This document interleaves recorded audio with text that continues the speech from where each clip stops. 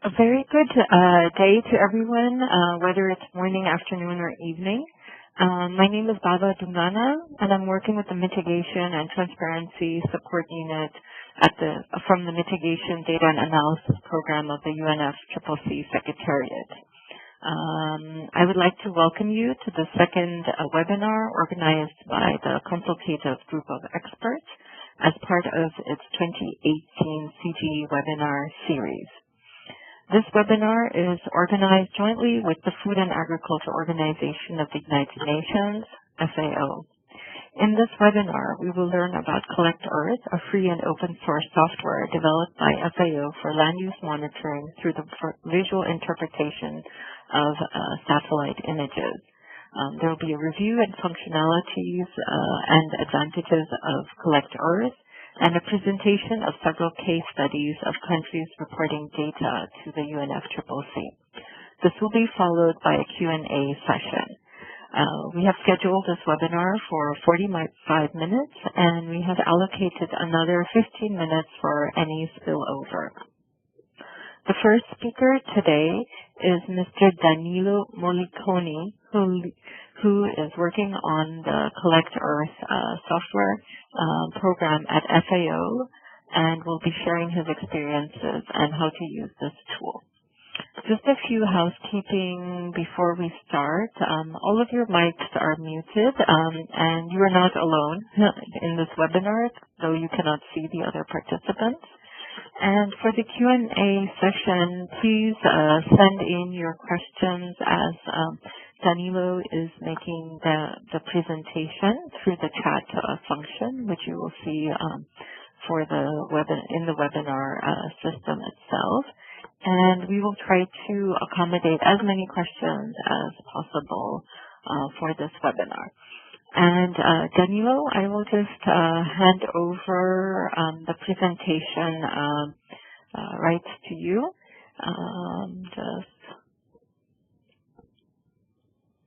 Great. Danilo, please go ahead and share your screen. And okay, Danilo, hi. Okay. Yes, so please go ahead and share your screen. I have unmuted you.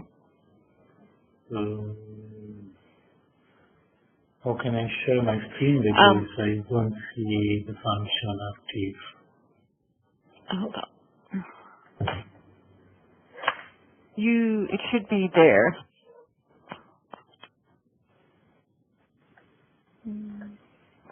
It should be there, but I don't see the function. Okay. Can you go at the top where it says File, Edit, and then Share, and then share your screen? I am there, but I can share my video. I can use my microphone, but I don't have the... Okay, just 1 second. Let me just look at what is the issue. Thanks.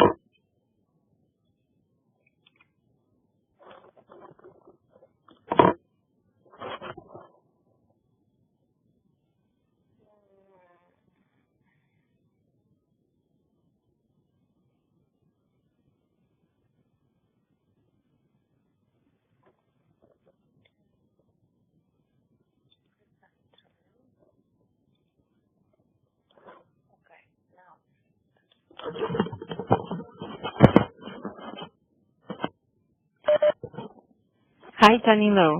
So we can see your screen. Yeah. Yes. All right. Please go ahead. Okay. Thanks. Sorry for the inconvenience. Okay, so first, thanks for inviting me to this webinar, and for us it's always a pleasure to promote what we are doing in our action to support the developing countries to report under the Climate Change Convention. This presentation will be done in English by me. Sorry, I am not able to speak French. I am able to understand few words, but not to make a presentation. But the slide will be in French, as I knew that there were people who prefer to receive this presentation in French. So we will combine these two languages, and maybe if something is not clear during the Q&A session, I can try to respond. So, collect that. Okay, in this first slide, you see that there is the logo of FAO, the logo of the Open Forest Initiative, in particular the one of Collect That, and then there is the logo of German Environment, Ministry of Environment. So that is because mainly, let's say, this software, not only, but mainly was developed during a project supported by the International Climate Initiative of Germany, and we always want to give credit to them for their kind support. Okay, Collect That is based, is one of the tool that FAO has developed, starting from new Google technology that is available since 5-6 years. As in FAO, we realized that Google was generating some new technology that potentially we thought was going to be extremely important for the activity we do, in particular in developing countries. 2 years ago, FAO also decided to sign a memorandum of understanding with Google, and in the picture you see our Director General together with the Director of the Google Earth Engine branch of Google. Actually, this is the Google Earth Outreach Director, Rebecca Moore. And from this alliance, we are taking a lot of advantage because, as I say, not only Collect That, but also our initiative, and we are also now developing tools that will work, that are working on mobile phone, and we hope to bring them to even not just the country institution, but even the local farmers. So, let's go to the Open Forest initiative. This is something that has started probably 7-8 years ago, was mainly developed by the Forest Department at that time, and the objective was to help countries who were doing effort for forest monitoring, in particular National Forest Inventory, to develop software, always open source software, something that you don't need to pay any license cost, or you can get all the full knowledge where you get also the code. We build this initiative, which Open Forest is a kind of open door, so try to provide the best of the technology to our country partner institutions. So, Open Forest currently include 5, soon there will be 7 tools that everyone can download and use for free and even modify for free. Collect That is just one of them. And in this slide you see how it looks like Collect Earth, and probably many of you will need to recognize from the picture on the left side of the screen that Collect Earth work inside Google Earth. Google Earth is an application, a GIS application for 3D visualization of any area of the world. Actually, you can even see the moon and Mars and so on. But that has been created by Google starting from a project of NASA many years ago. But we decided to use Google Earth and not other software like, for example, Worldwind of NASA, because Google Earth is the most downloaded software, GIS software of the world. It has been downloaded from more than 2 billion people. And with the exception of the people of North Korea that we train in the team, all the other people that we train all around the world, and now we're speaking about more than 40 countries, already knew Google Earth. And that for us was the main criteria to select this software, because once you do capacity building, once you try to transfer knowledge to experts from developing countries, there is always a problem when you present something new, something they don't know. Collect Earth was almost like a plugin inside Google Earth. So the first things we ask the people when we do a training is to open Google Earth, and they feel confident, they know. Many of them even knew how to use it better than us. So, and this was helping us in breaking immediately the potential gap that there could be between us and the end user of the software. In addition, Collect Earth works also on other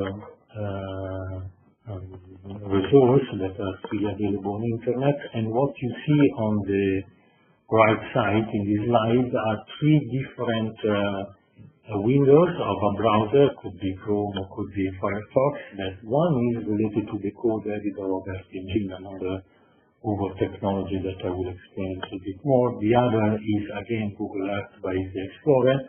And in the bottom you see Bing Maps. Bing Maps is a mapping service that has been developed by Microsoft.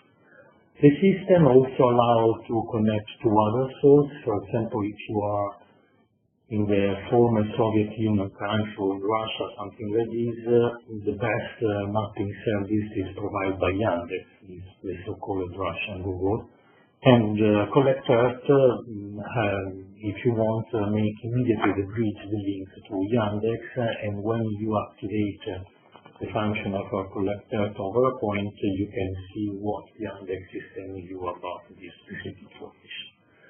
So in this second slide, you see the ecosystem of Collect Earth, which is a little bit complicated, but what I want to tell you about this slide is just that Collect Earth, okay, is a software developed by us with the assistance of Google, but it's a bridge. It's a bridge, it's mainly a bridge towards at least 10, 15 free available resources in the internet. So, and we just put all of them together, and the user can get access to these internet free available resources just through Collect Earth. And I repeat this, it's mainly based on Google technology, but we pay attention also to what is existing, and if something better is coming out, we immediately use. And I already introduced the case of Bing Maps from Microsoft. In this slide, please just pay attention on the last, on the bottom left side, where you can see a reference to Salku. This is a small, let's say, open source software realized by a small UK company. But this software is extremely powerful in terms of analysis and visualization of the data. And we have embedded this software in Collect Earth, so the user, when will do analysis, data collection, when will do data collection through Collect Earth, can also immediately do data analysis using this IQ software, which again is not done by FAO, but we use this technology that is freely available to everyone, and we promote this technology because we think it's one of the most advanced software for what's called business intelligence analysis, and the software per se is also used by IBM, NASA, Google, also other big companies who do data analysis. Okay, so here we have some slides which more or less explain what Collect Earth does. So it's mainly a software to do data collection through visual interpretation. So there is the software provides images at very high resolution, medium resolution, low resolution, provide analysis of vegetation index, historical satellite data and vegetation index and so on, but there will be always an operator, and we generally try to work with local experts, which will have in front of him a card, we call this a card, survey, where he will have to fill the forms to provide information. So this software does not take automatic decision, provide probably for each point the operator is going to analyze more than 20, 30 different information, and then the operator analyzing this information collects the data. At the beginning, an operator may take some minutes to collect a form or a plot. But when you get used to this technology, and when the operator starts to be used to the visual interpretation technique and so on, generally you can do a plot in less than a minute, and it will take more time only if there would be a plot with several language change, with several elements inside, something that is a little bit more complicated to understand. But the main concept that I want to pass is that there will be always an operator, always an expert who collects the data, who takes the decision on how to classify the points that is under analysis in this moment, the part of territory. Here, this slide gives you a little bit some flavor about the FNG platform of Google. Google, as I said some years ago, decided to use the YouTube platform to store all the freely available satellite data that the different space agencies of the world, NASA, USGS, European Space Agency, even the Brazilian Space Agency and others are giving for free to everyone. They ingested an incredible amount of data on the YouTube platform, but compared to the YouTube platform, let's say, is less than 1 or 2%. And through Earth Engine, they also allow to analyze immediately this data through the super powerful computer, and that is the advantage. So Earth Engine enables anyone that has internet access, even with a mobile phone or a tablet or a very simple computer, to get access to the whole satellite data existing and freely available for any part of the world, and to analyze them through the most powerful computer of the world, that is this Google computer that built this Google Cloud. So when a person, an operator, analyzes a point, immediately collectors have some script that, for example, in this case, generates through Earth Engine the vegetation index behavior of the last 20 years. Something that if you have to build a system and do with your computer, it may take months, if you are able to do it. With this Google platform, it's something that it happens in 1 to maximum 10 seconds.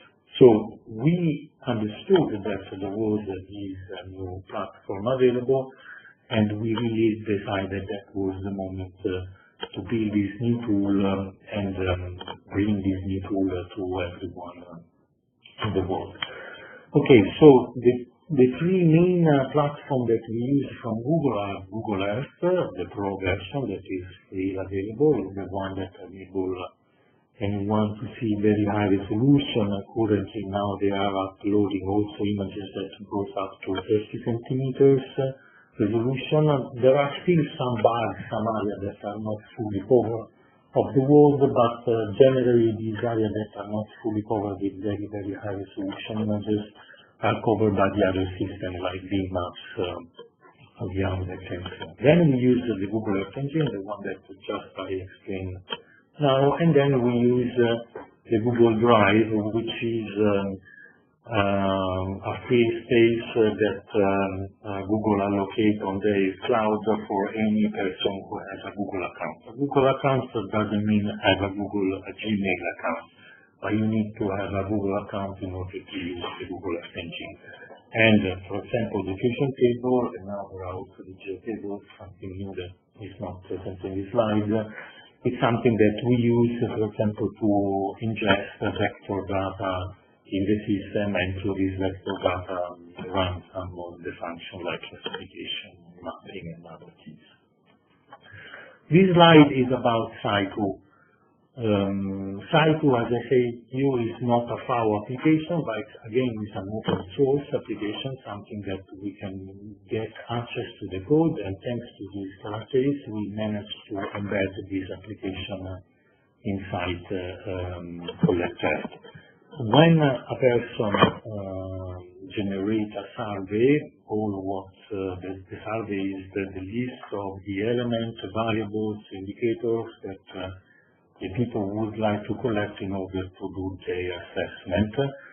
Once this survey is completed, the Collector has a function inside which also generates all the variables, all the measures that are necessary to run the analysis inside Psycho. So we have generated a little software interface between Collector and Psycho, so the operator, the end user, don't need to learn how to generate a database in Psycho, how to generate the script to run the statistics, but it will only need to use the final end user interface, which is extremely simple because it enables the end user to do sometimes even very complex operation, statistical operation, like for example in our case the land use change matrix over every year over the last 20 years, for example, in a matter of few seconds using a drag and drop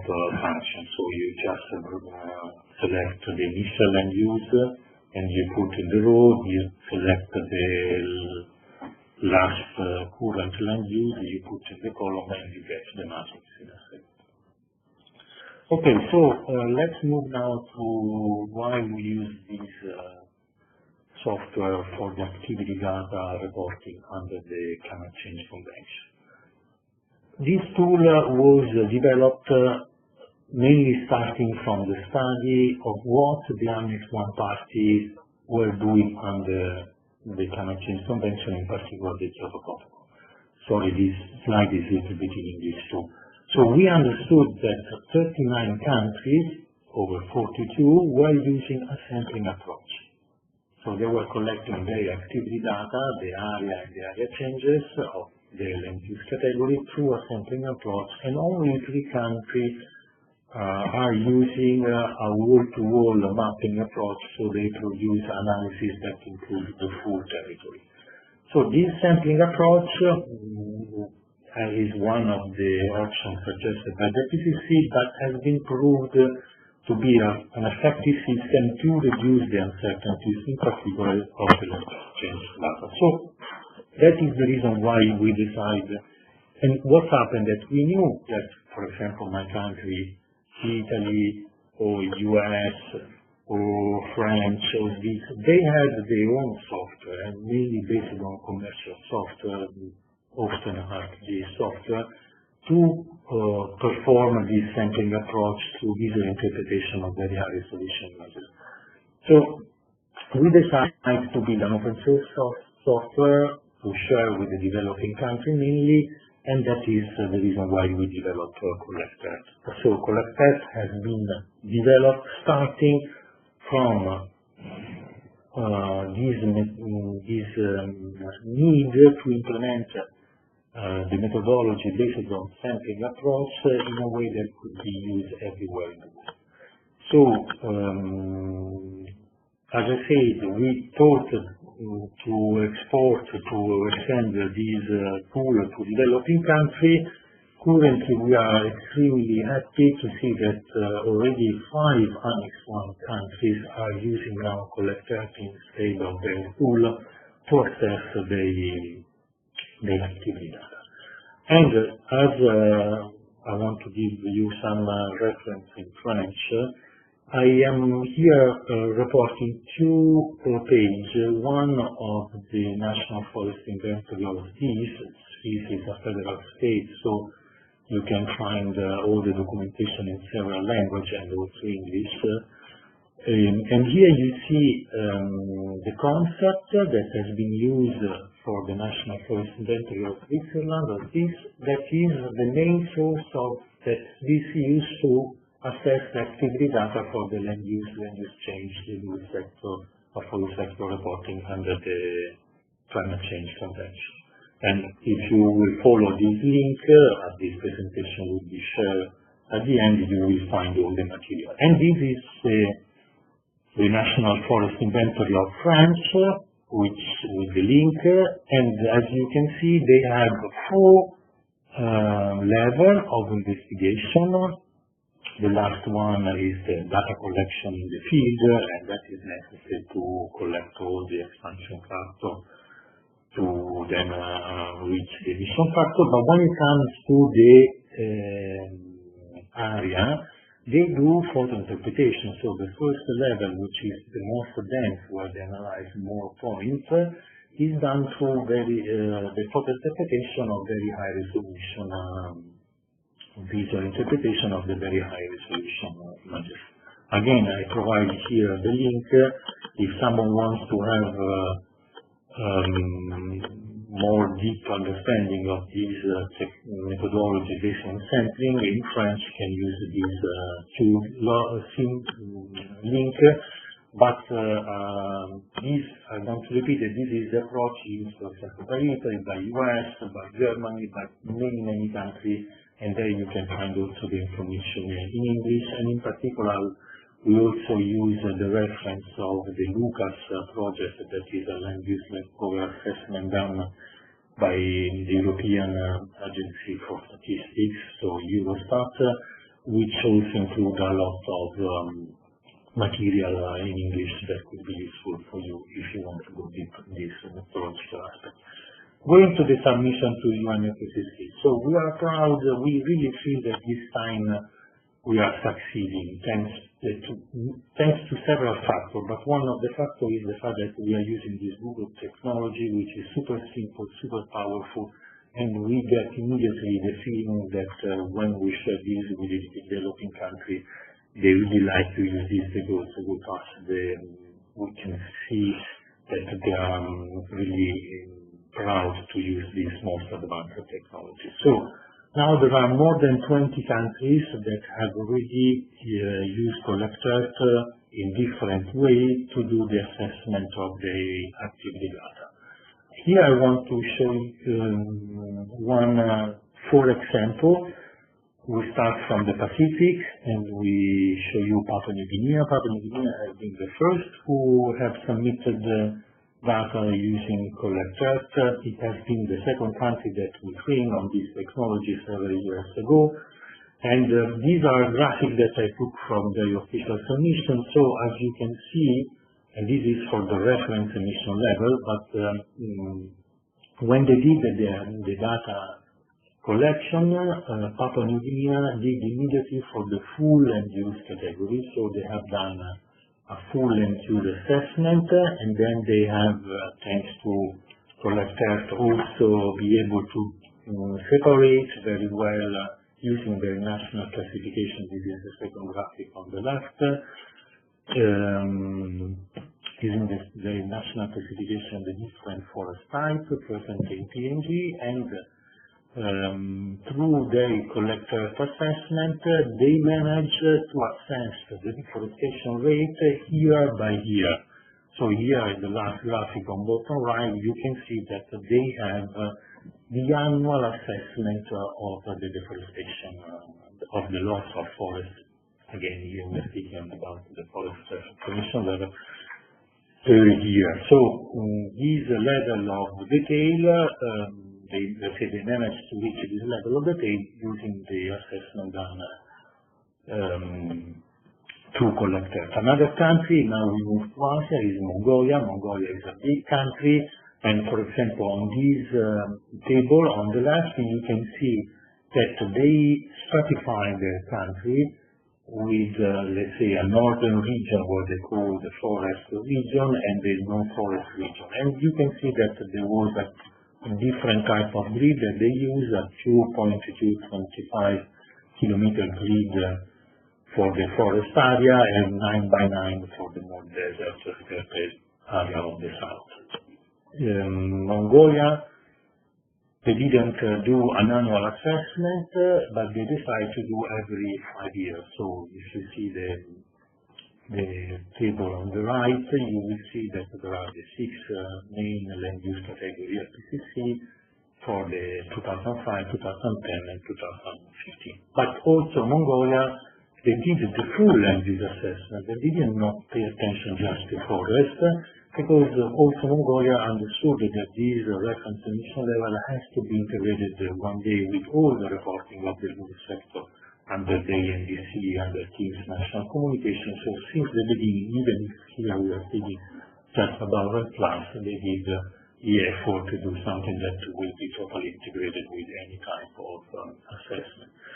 About Africa, I want to show the case of Mozambique. We are really proud about this example because Mozambique has been a country which has been extremely difficult for several years, mainly for, let's say, they have some internal problem in the country for the arrangement of restitution and so on. But at the end, they fixed all the internal institutional arrangement problem, and in a few months they managed to do a very nice and detailed assessment done by several institutions that work together, and they managed to do the assessment year by year and province by province. So in this two table you will see the province, the distribution of the emission each year and each province, and they also managed to do a nice subdivision of the different forest classes, which then enable them to drive a much better data collection in the field to get the expansion factor and so on.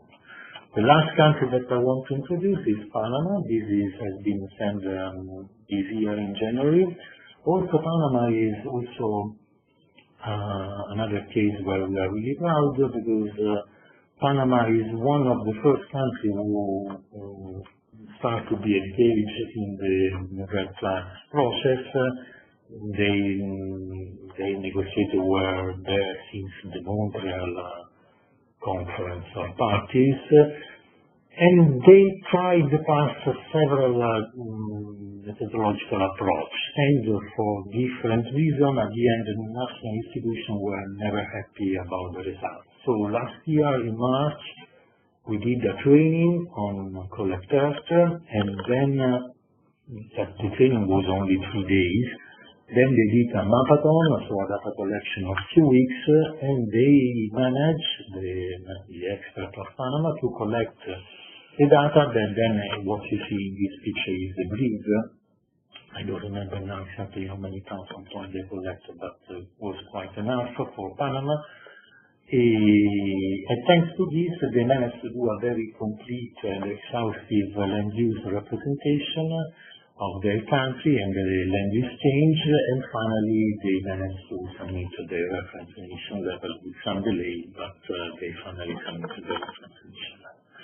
So, to conclude my presentation, I'm sorry if I went too late, we used to say that this is an expert system that can be used by anyone. So, and that is true. This is, in a way, we follow the Google technology, Google approach that Google try always to provide super advanced systems, but which are super friendly. So really everyone can use this technology. It takes from 2 hours to a few days to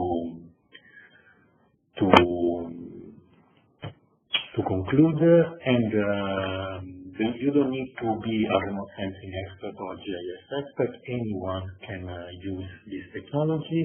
And actually, I can tell you that, for example, in the case of Mongolia, we were able to get much more better results with the rangers, with the people who know very well the area. And so the ranger took maybe 1 day more to learn this technology, but when they learned this technology, they were able to collect data better then there are no sensing experts because the arranger was able to really recognize better the characteristic of the territory. Okay, then the best important thing is that this software is freely available. You can download the code, even adjust, and do whatever you want. So I want to stop here because I think I spoke too much. Okay, sorry, just say that as a FAO we also use this technology to even do a report in science. That was the first time that FAO published a report in science with the assistance of several institutions of the world, and now I just say thank for your attention. All right, great. Danilo, thank you very much for this very comprehensive presentation. And we've received a few questions from the participants. And what I would like to do, one of the questions we got is how do you compute the confidence interval from Collect Earth? How do you estimate the emissions? Is this the ALU integration? Okay, so you don't do this through Collect Earth directly. So Collect Earth is a tool to collect data. It's a collection. The institution, the team who wants to do the assessment of the activity data has to discuss with the statistician which is the best sampling design, which is the best sampling approach that has to be used for the data collection in the country, the province, in your area of interest. So the assessment of the uncertainty of the data is something connected with the statistics property of the sampling design.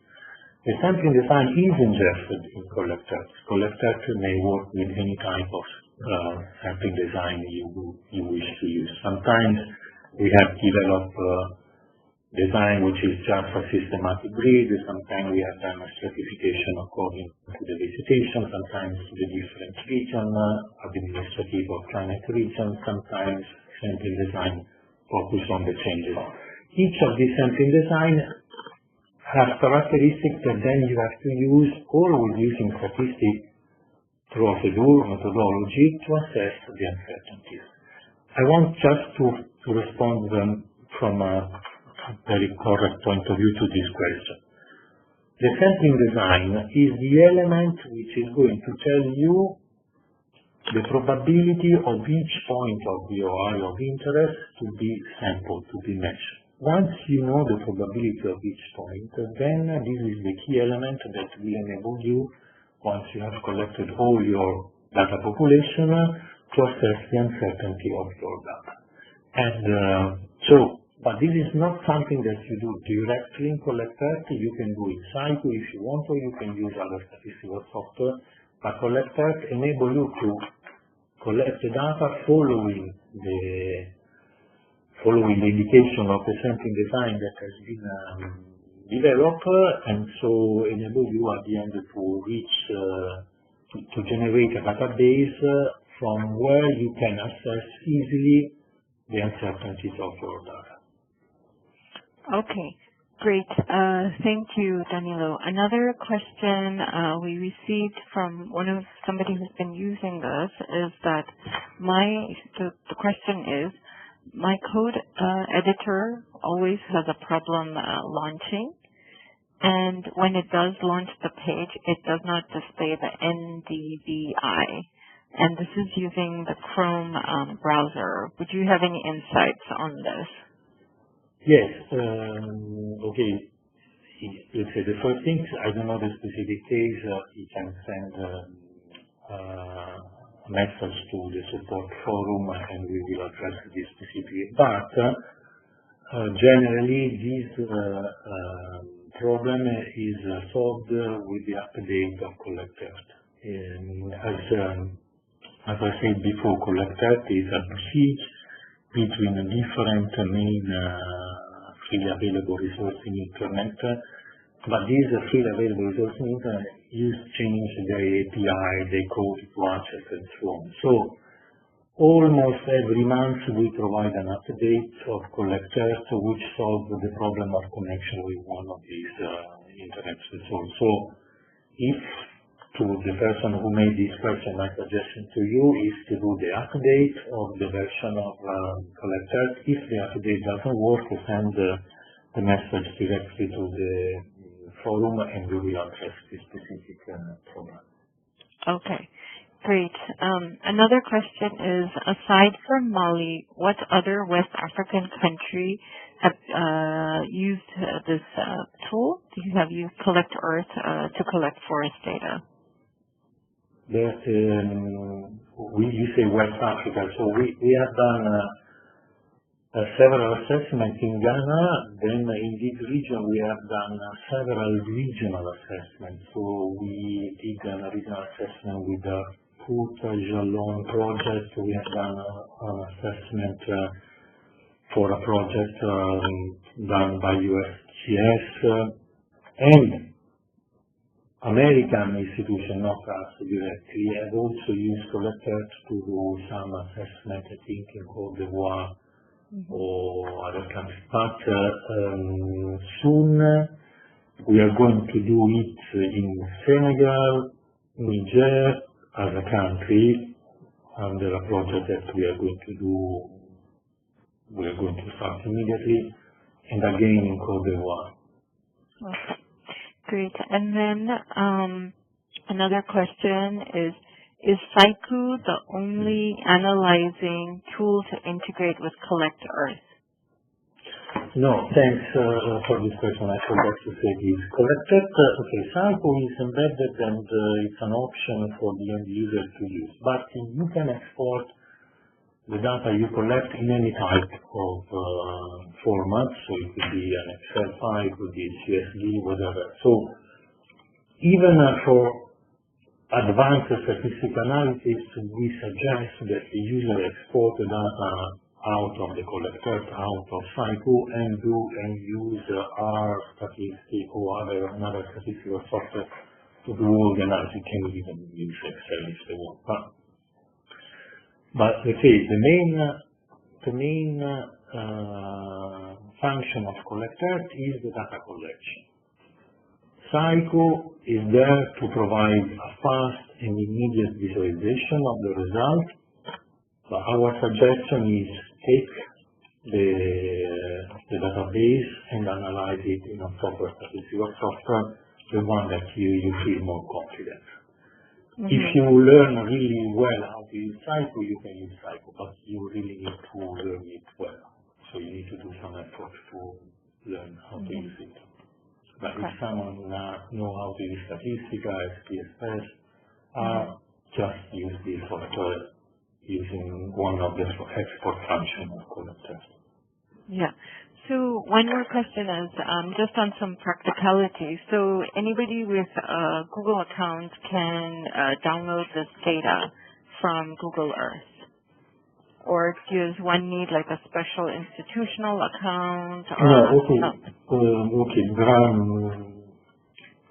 There are two aspects of this question.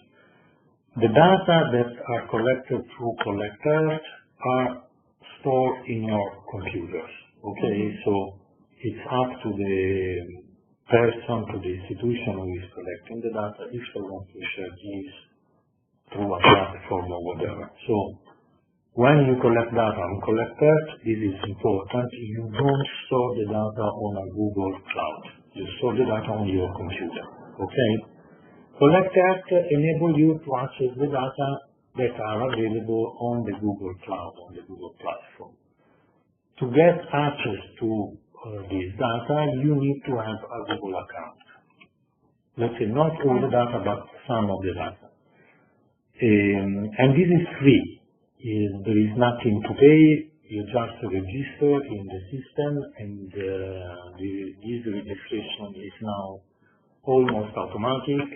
Google, they used to ask you the registration because this is something that they have developed for no profit reason, and they don't want that people use this platform for commercial use. So they check what you are doing, and if they see that you, for example, are using this platform in connection with Collect Earth or other things to report under the Climate Change Convention, they will be extremely happy and nothing, no problem at all. If you are using it for a private business, they may try to stop you. Ah, okay. So it's not for commercial use. Yeah. All right. So then another question that we have received, one participant, is that they have done assessment in Senegal for farmland tree covers using Collect Earth. They're asking, what is the validity of conducting a supervised classification on the Earth engine? I have used this to produce maps after adding the data and using plots as training points. And they're asking, can I rely on these maps for making valid conclusions? Well, okay. As you say, our approach to assess the activity data and to estimate the uncertainties, the one that we suggest more is the sampling approach. But you can use this data to produce maps. The maps are extremely important because they give you immediately and in a much better way a distribution where your different land use category or whatever you are classifying are distributed in your area of interest, country, district, province, whatever. So we recommend and we train people on how to do generate maps, thematic layer using the data that you are collecting through a sampling approach. But for when it comes to the assessment of the uncertainty of the data, then we suggest that you stay with the sampling data because this is much more reliable, because a map is always generated through an algorithm, a model, and the algorithm is something that adds another source of error, another source of cognition or vision, and so the level of uncertainties that you will get through a map once you have already the data collected through a sampling will be higher than the one that you can get. But from a sampling you get a table, and not always from a table you are able to have a visual images of how they are distributed in the country, the different land use. Through a map you have a better idea of how these are distributed, and that, for example, a map sometimes is much more powerful for taking decision on how to manage your territory, how to take decision, and so on. So we suggest to do both. But for the reporting, well, mostly the element is uncertainties, focus on the sampling. Okay, great. We've also received some questions regarding the compatibility of the data coming from this, and also the CRS reporter of that is part of the Secretariat's reporting process. Danilo, do you have any insights on this compatibility of this information?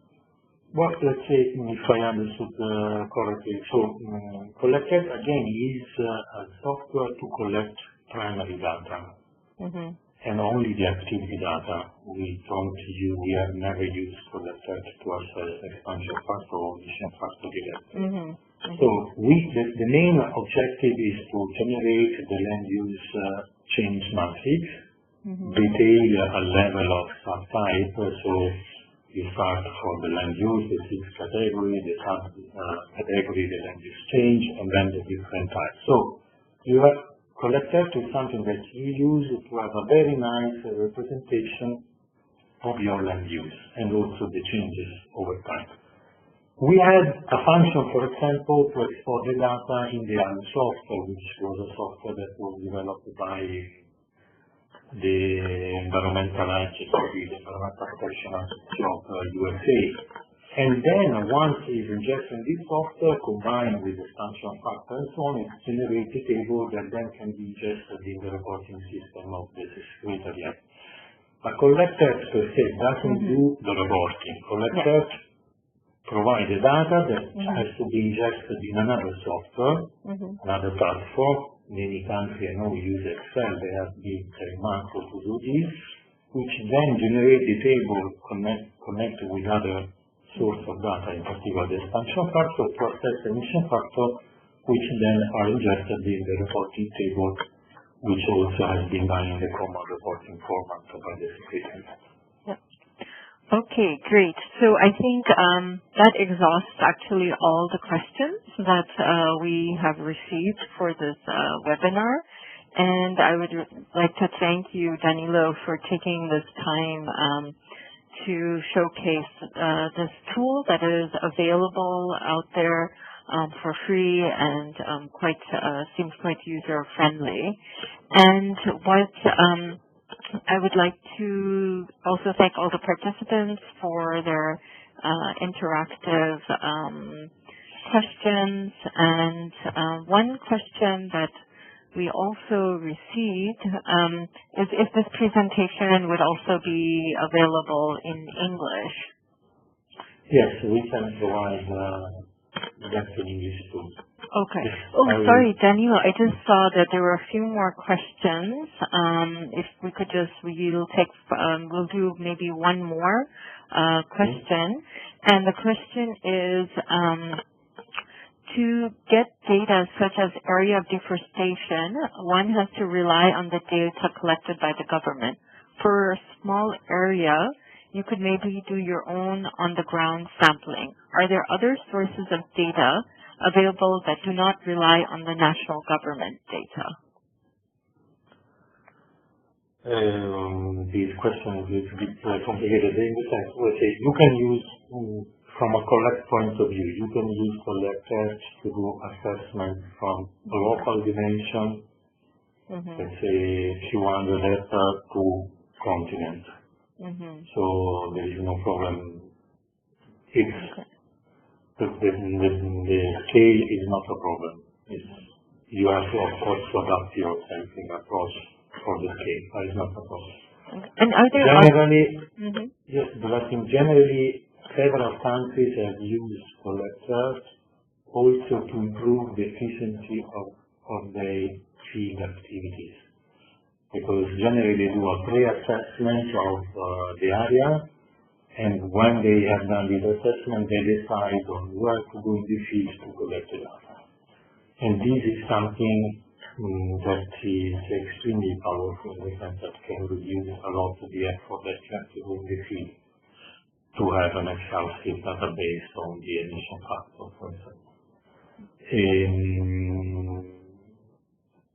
On the fact these collectors have been used already by many NGOs, so this question of countries, so everyone can collect, even a single person.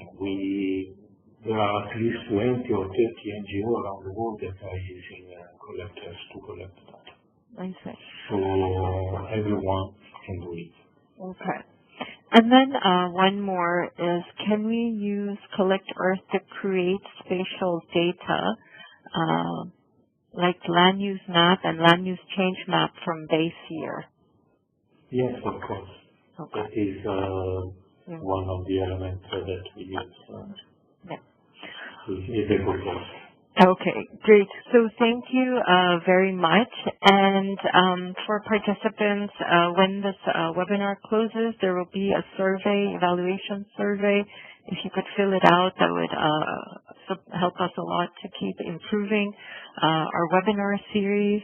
And I would like to inform you that the next CGE webinar will be held on the third week of May, probably on 23rd May, at 3 p.m.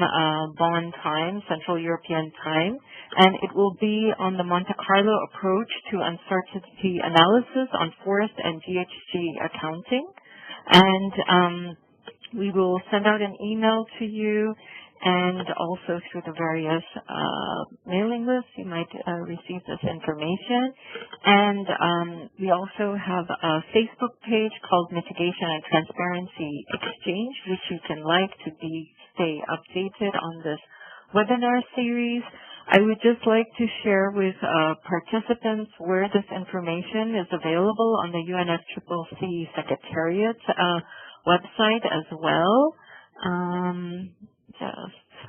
Here we go. So if you are in the Secretariat website, please click on Process and Meetings, go to Transparency and Reporting, and then Reporting and Review under the Convention. And then here under Support for Developing Countries, you will see our various guidelines and training materials that are available, and click on Consultative Group of Experts, where you will find out more information about the CGE and then the webinar series itself. And this presentation, we will put this presentation up here once we are done, both the English and French version, and the link will also be available. And here you can also see all the webinars that we are planning until October. So this is there. Please stay up to date. And this is our Facebook page where you can find more information about the work that we are doing and what is coming up. So please stay informed, and also please share your feedback with us. So thank you, Danilo, thank you again for taking the time to showcase Collect Earth, and thank you for the participants. Thanks a lot. Bye. Okay, bye.